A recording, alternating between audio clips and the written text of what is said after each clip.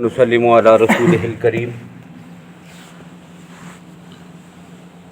اما بعد فاعوذ باللہ من الشیطان الرجیم بسم اللہ الرحمن الرحیم الحمدللہ رب العالمین الرحمن الرحیم مالک یوم الدین صدق اللہ العظیم۔ سورۃ الفاتحہ کا ایک نام تلیم المسئلہ بھی ہے کہ رب العالمین نے خود ہی اپنے بندوں کو اپنی ذات سے مانگنے کا طریقہ بھی سکھایا ہے۔ یہ اس کی رحمت، اس کے کرم کی، اس کی مہربانیوں کی انتہا ہے کہ اس نے صرف یہ نہیں کہا کہ مجھ سے مانگو میں تمہیں عطا کروں گا، بلکہ مانگنے کے طریقے بھی رب العالمین نے خود سکھا دیے ہیں۔ بلا کائنات میں آپ کو ایسا کوئی انسان ملے گا کہ جو خود اپنی زبان سے یہ کہتا ہو کہ میرے پاس آؤ تو میں سب کچھ عطا کروں گا، پھر اپنے ہاتھوں سے خود جو ہے وہ درخواست لکھ کر بھی اس کے ہاتھ میں پکڑاتا ہو کہ یہ درخواست ہے، یہ لے کے آ جانا اور تیری درخواست کو قبول کروں گا۔ تو سارے طریقے رب العالمین نے اپنے بندوں کو اپنی ذات سے مانگنے کے خود سکھائے ہیں۔ اسی وجہ سے سورت کا نام بھی تلیم المسئلہ ہے کہ مانگنے کا طریقہ سکھایا جا رہا ہے۔ اب وہ طریقہ کیا ہے کہ سب سے پہلے اللہ کی حمد و ثنا۔ اب اللہ کی حمد و ثنا میں پہلا جملہ کیا تھا؟ الحمدللہ۔ دوسرا جملہ تھا رب العالمین۔ تیسرا جملہ تھا الرحمن الرحیم، اور اسی حمد و ثنا کا چوتھا جملہ ہے مالک یوم الدین، کہ یا اللہ تو روز جزا کا مالک ہے۔ یوم الدین بدلے کا دن، روز جزا، تو اس دن کا مالک ہے۔ اب یہ جملہ کہہ کر گویا کہ بندے نے، اللہ نے بندے کو جو چیز سکھائی ہے وہ یہ ہے کہ صرف یہ نہ سمجھنا کہ میں رحمان اور رحیم ہوں، ان کی صفات کے ساتھ ساتھ میں منصف بھی ہوں اور عادل بھی ہوں۔ میں نے فیصلے بھی کرنے ہیں بندوں کے، اور مختاری مخلوقات کے درمیان میں نے انصاف بھی کرنا ہے۔ اب اس سے ایک جو سوچ ہے نا کہ اللہ بڑے غفور اور رحیم ہے، اللہ معاف کرنے والے ہیں، بندہ گناہ کرتا ہے، ہم جو وہ غلط کام کرتے ہیں اور اس کے لیے شیطان ہمیں پٹی کیا پڑھاتا ہے کہ چلو آج کر لیتے ہیں، اللہ معاف کرنے والے ہیں، اللہ غفور اور رحیم ہے، گناہ کرتے رہتے ہیں، اللہ غفور اور رحیم۔ قرآن پاک میں بڑے صاف لفظوں میں اللہ نے اسی مسئلے کو ذکر کیا ہے۔ کیا؟ نبّ عبادی، میرے نبی آپ میرے بندوں کو متنبع کر دیں، انہیں خبر دے دیں، انی انا الغفور الرحیم، کہ میں بڑا غفور الرحیم ہوں۔ یہ جو رحمان الرحیم ہم نے کہا نا کہ میرے بندوں کو بتا دو انی انا الغفور الرحیم، اور بالکل اس کے ساتھ دوسرا جڑا ہوا جملہ ہے کیا ہے؟ وَأَنَّ عَذَابِي هُوَ الْعَذَابُ الْأَلِيمُ، جب میں عذاب دینے پہ آتا ہوں تو میرا عذاب بھی بڑا دردناک ہے۔ اس لیے دونوں چیزوں کا خیال رکھنا ہے۔ میں جہاں رحمان الرحیم ہوں وہاں پر میں منصف بھی ہوں، اور انصاف کا تقاضا یہ ہے کہ جس نے جو کچھ کیا ہے اس کے بالکل مطابق اس کو جزا اور سزا سے نوازوں، تو یہ بھی کرتا ہوں۔ اب بندہ یہی کہتا ہے مالک یوم الدین، اور منصف بھی ایسا ہے کہ جو مختار کل ہے، جس کے پاس کلی اختیار ہے، سارے وہ اختیار رکھتا ہے۔ کیا مطلب؟ کہ جب اس کے وہ مختار کل ہے تو کوئی آدمی اپنی قوت سے، اپنی طاقت سے، کسی سفارش سے، کوئی رشوت دے کر، کوئی بدلہ دے کر، کوئی فدیہ دے کر دنیا میں مجرم کو چھڑانے کے جتنے طریقے بھی ہوتے ہیں نا، ان میں سے وہاں پہ کوئی طریقہ بھی نہیں چلے گا۔ سورہ بقرہ میں ہی پہلے پارے میں اللہ نے پھر اس کی بھی وضاحت کر دی۔ کیا؟ وَاتَّقُوا يَوْمًا، اس دن سے ڈرو، لَا تَجْزِي نَفْسٌ عَن نَفْسٍ شَيْئًا وَلَا يُقْبَلُ مِنْهَا شَفَاعَةٌ وَلَا يُؤْخَذُ مِنْهَا عَدْلٌ وَلَا هُمْ يُنصَرُونَ، کہ دنیا میں کسی مجرم کو، کسی آدمی کو چھڑانے کے لیے چار طریقے استعمال ہوتے ہیں۔ کتنے طریقے ہوتے ہیں؟ چار طریقے استعمال ہوتے ہیں۔ پہلا طریقہ یہ ہوتا ہے کہ ایک آدمی خود دوسرے کی طرف سے جو اپنے آپ کو پیش کر دے کہ جس کی طرف سے میں پیش ہوتا ہوں۔ دوسرا طریقہ یہ ہوتا ہے کہ سفارش کر دی جاتی ہے، ایک آدمی، بڑا آدمی آتا ہے، وہ سفارش کرتا ہے، اس سفارش کی وجہ سے اس کو چھوڑ دیا جاتا ہے۔ اور تیسرا طریقہ یہ ہوتا ہے کہ فدیہ دے کر، پیسے دے کر، جرمانہ بھر کے اس کی جان چھڑا لی جاتی ہے۔ اور چوتھا طریقہ یہ ہوتا ہے کہ اس کے ساتھ کچھ لوگ ہوتے ہیں، اس کی پارٹی ہوتی ہے، اس کا جتھا ہوتا ہے، احتجاج کیا، ہڑتالیں کی، زور دیا، جا کر خود ہی جو ہے جیل پہ حملہ کر دیا، اس کو چھڑا لیا، بچا لیا اپنی قوت سے، زور بازو سے، طاقت سے، یہ طریقے استعمال ہوتے ہیں۔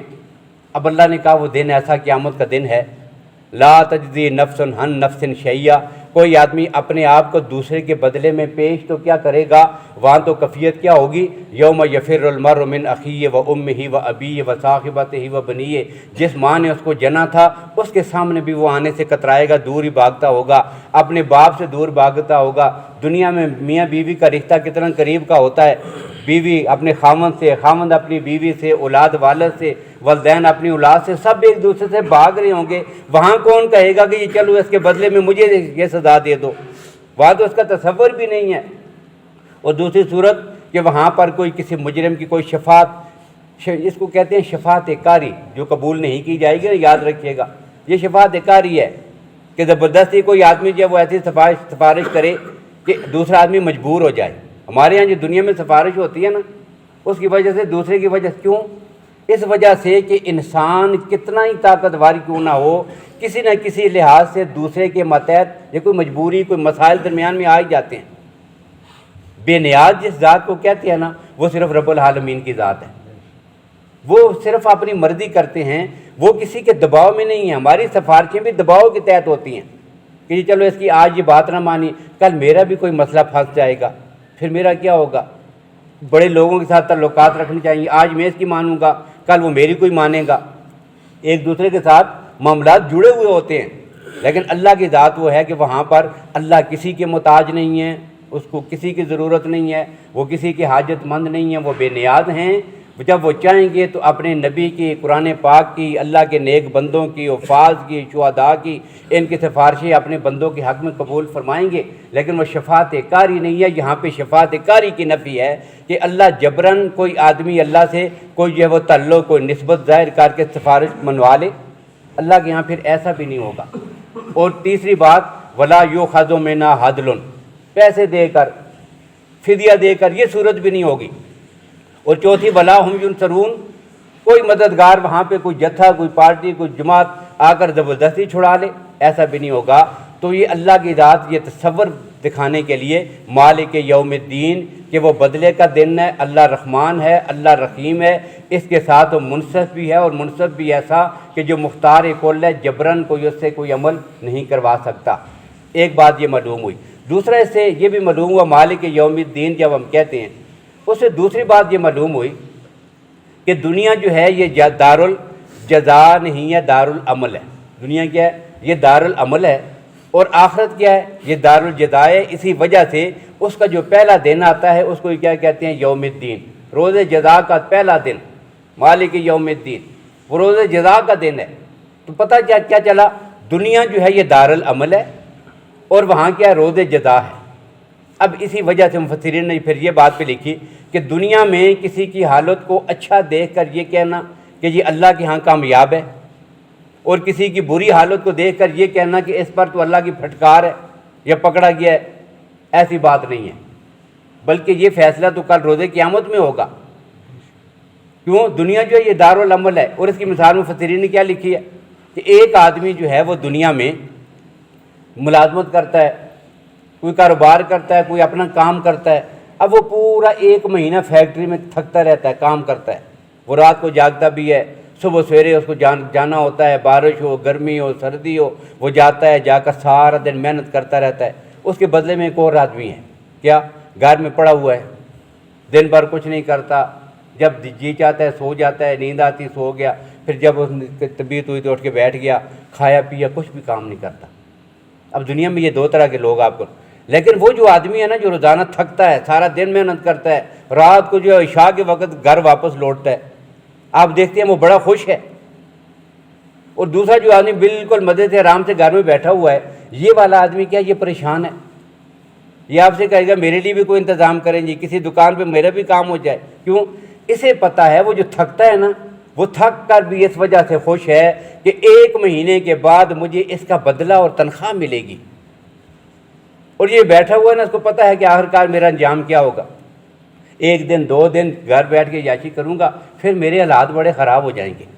بھئی یہ دنیا کی مثال کہ یہ دارالعمل ہے، اور بندہ جو ہے وہ جب مشکل میں ہے، مشکلات میں ہے، شریعت کی اس پر پابندیاں ہیں، بندہ مومن کے لیے دنیا کیا ہے؟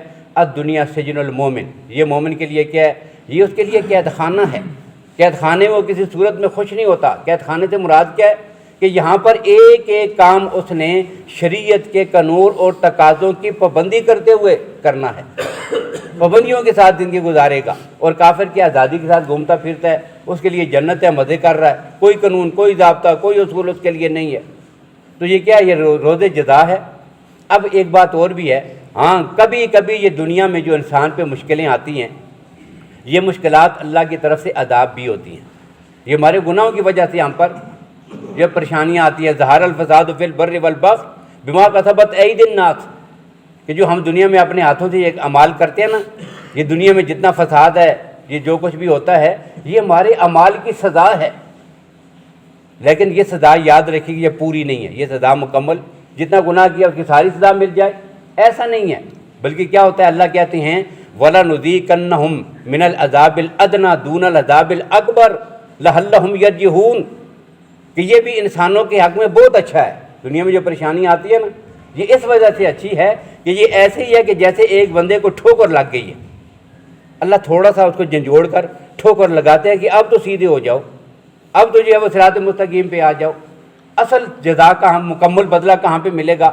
آخرت میں۔ اور ایک جگہ میں قرآن پاک میں کہتے ہیں ذالک العذاب، یہ دنیا میں جو پریشانی آتی ہے نا، اللہ کہتے ہیں ذالک العذاب، یہ میری طرف سے ان قوموں پہ عذاب آیا تھا، لیکن وَلَعَذَابُ الْآخِرَةِ اکبر، جو بڑا اصل عذاب آئے گا وہ کب آئے گا؟ وہ آخرت میں ہوگا۔ تو پتہ کیا چلا کہ دنیا میں کبھی کبھی انسان کی پریشانیاں، اس کی مشقتیں، اس کی مصیبتیں اس کے گناہوں کی وجہ سے بھی ہوتی ہیں، لیکن یہ مکمل اس کی سزا نہیں ہے۔ اب چاہیے یہ تھا، انصاف کا تقاضا یہ تھا کہ جب سارے انسان دنیا میں برابر نہیں، کوئی اچھے ہیں، کوئی برے ہیں، کوئی نیک کام کرنے والے ہیں، کوئی اللہ کے باغی ہیں، اب سب کو ویسے ہی چھوڑ دیا جائے۔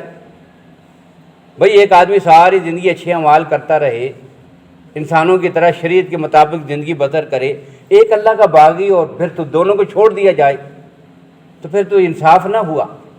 لہذا ایک دن ایسا ضروری تھا کہ جس دن میں اللہ کی ذات انسان کے اعمال کے مطابق ان کو جزا اور سزا دے۔ اسی لیے اس کے تصور کو ظاہر کرنے کے لیے اس آیت میں جو قیامت کا جو دن ہے نا، اس کا نام ہی یوم الدین رکھا گیا۔ دیکھیں قیامت کے دن کے لیے قرآن پاک میں اور حدیث میں بہت سارے عربی میں نام استعمال ہوئے ہیں۔ یوم الساعہ، الساعہ بھی لفظ استعمال ہوا ہے قیامت کے لیے، لفظ قیامت بھی استعمال ہوا ہے اس دن کے لیے، اور یوم الدین یہ دن بھی استعمال۔ دین کا معنی ہوتا ہے جزا اور سزا۔ پتہ کیا چلا کہ اس دن جو بھی ہمیں ملے گا اس کا انحصار ہمارے اعمال پر ہوگا۔ یہ جو منحصر ہے کہ ہم نے کیا کیا تھا، بالکل اس کے مطابق ہمیں بدلہ دیا جائے گا۔ اور دین کا ایک معنی اور بھی کیا گیا، وہ کیا؟ دین کا ایک معنی کیا گیا ہے دیندار، یہی دین جو ہے نا مالک یوم الدین، یہ دینداروں کا دن ہوگا۔ اور قرآن پاک میں اس بھی وضاحت کی گئی ہے یوم ینفع الصادقین صدقہم، قیامت کے دن یہ دن ہوگا جی سچے لوگوں کا۔ اللہ کہتے ہیں اس دن نفع کن کو ملے گا؟ جو دنیا میں سچے لوگ تھے، دین پہ چلنے والے، مومن، ایمان والے، ان کا دن ہوگا۔ اور مفسرین نے لکھا کہ مالک یوم الدین کا ایک معنی یہ بھی ہے، مالک یوم الدین، اے اللہ تو اس دن کا مالک ہے کہ جو دن دیندار لوگوں کا دن ہے۔ کیوں؟ دنیا میں دیندار آدمی کی کوئی حیثیت بے شک نہ ہو، مالی طور پہ وہ کمزور ہے، اس کے پاس کوئی عہدہ نہیں ہے، کوئی منصب نہیں ہے، کوئی اس کی عزت نہیں کرتا، کوئی اس کی شہرت نہیں ہے، کچھ بھی نہ ہو، لیکن آخر کار جب وہ رب کے حضور پیش ہوں گے نا، وہاں پہ جن کو مقام ملے گا، جن کی عزت ہوگی، جن کا احترام ہوگا، جو آرام سے ہوں گے، جو سکون سے ہوں گے، ایسے لوگ کون سے ہوں گے؟ وہ دیندار ہوں گے۔ اس دن دینداروں کی عزت، شہرت اور عظمت کا ڈنکا بجے گا۔ اس لیے اس دن کو کہتے ہیں مالک یوم الدین، کہ یہ دیندار لوگوں کا دن ہے۔ تو بندہ یہ کہہ کر، اور پھر اس میں ایک مسئلہ اور بھی ہے، وہ یہ ہے کہ مالک یوم الدین کہا تو کیا آج کے دن کا مالک اللہ نہیں ہے؟ بھئی یہ یوم الدین کی تخصیص کیوں ہے؟ کہ اللہ کی ذات تو آج بھی ساری کائنات کا مالک کون ہے؟ اللہ کی ذات ہے، اور وہاں پر قیامت کے دن کا مالک وہ بھی وہی ہے، آخرت کا مالک بھی وہی ہے۔ تو پھر یہ کہنا کہ قیامت کے دن کا مالک، کیا آج اللہ کی ذات مالک نہیں ہے؟ تو مفسرین نے لکھا کہ اللہ جو ہے وہ مالک حقیقی ہے، وہ ایسا مالک ہے کہ جو کامل اور مکمل ہے۔ وہ ایسا دنیا میں دیکھیں، انسان جس چیز کا مالک ہونا تو اس چیز کی انسان کی ملکیت جو ہے وہ عارضی ہے اور وقتی ہے، اور وہ حقیقی نہیں ہے، جبکہ اللہ کی ذات جو ہے وہ مالک حقیقی ہیں۔ اللہ کی ذات نے ہر چیز کو جو ہے اس کی ملکیت ہے وہ آج بھی کامل ہے اور آخرت میں بھی کامل ہوگی۔ لیکن قیامت کے دن کا کیوں ذکر کیا خصوصی طور پر؟ وہ اس وجہ سے ذکر کیا ہے مالک یوم الدین، کہ وہاں پر آج دنیا میں اللہ نے اپنے بندوں کو اور انسانوں کو اور اپنی مخلوق کو کچھ چیزوں کی ملکیت جو عطا کی ہوئی ہے نا، عارضی ملکیت، اور اس عارضی ملکیت کا دنیا میں لحاظ بھی ہے، اس کے لیے اصول بنائے، اس کے لیے ضابطے بنائے، کیا یہ اس کی زمین ہے، اب وہ میری ملکیت ہے، اس کے لیے پھر اصول بھی ہیں، کوئی مجھ سے چھین نہیں سکتا، جو اٹھا کے میرے انجانے میں لے کے جائے گا یہ چوری ہوگی، یہ جرم ہوگا، اس کی سزا ہوگی، اس لیے کہ یہ میری ملکیت ہے، یہ مکان ہے یہ میری ملکیت ہے، یہ گاڑی ہے یہ میری ملکیت ہے۔ اللہ کہتے ہیں یہ عارضی جو ملکیت دنیا میں میں نے بندوں کو دے رکھی ہے نا، کل قیامت کا دن ایسا ہوگا کہ یہ بھی بالکل نہ رہے گی، وہاں کچھ نہیں ہوگا، اور پھر کیا ہوگا؟ اللہ کی ذات خود اعلان کریں گے لمن الملک اليوم، آج کے دن کس کی ملکیت اور بادشاہی ہے؟ کوئی بھی جواب دینے والا نہیں ہوگا، کوئی نہیں بولے گا، خود ہی اللہ کی ذات کہیں گے للہ الواحد القہار۔ یہ جو ملکیت خصوصی حاصل ہوگی نا یہ قیامت کے دن، اسی کے لیے اظہار کے لیے اللہ بندہ کہتا ہے مالک یوم الدین، کہ یا اللہ تو روز جزا کا ایسا مالک ہے کہ وہاں تیری ملکیت میں تیرے ساتھ کوئی شریک بھی نہیں ہوگا۔ تو یہاں تک بندہ کرتا ہے اللہ کی حمد و ثنا، الحمدللہ رب العالمین الرحمن الرحیم مالک یوم الدین، اور حمد و ثنا کے بعد پھر اگلی آیت میں ایاک نعبد و ایاک نستعین میں اپنی عاجزی اور انکساری کا اعلان کرتا ہے۔ اب اس کی وضاحت انشاءاللہ کل سے آئے گی۔ اللہ تعالی ہمیں شریعت کے مطابق اپنی زندگی بسر کرنے کی اور اپنی آخرت کی فکر کرنے کی توفیق نصیب فرمائے۔ اللہم لک الحمد کما انت آلہ، وصلی وسلم علی سیدنا محمد کما انت آلہ، وافعل بنا ما انت آلہ فإنک آل التقوی و آل المغفرہ۔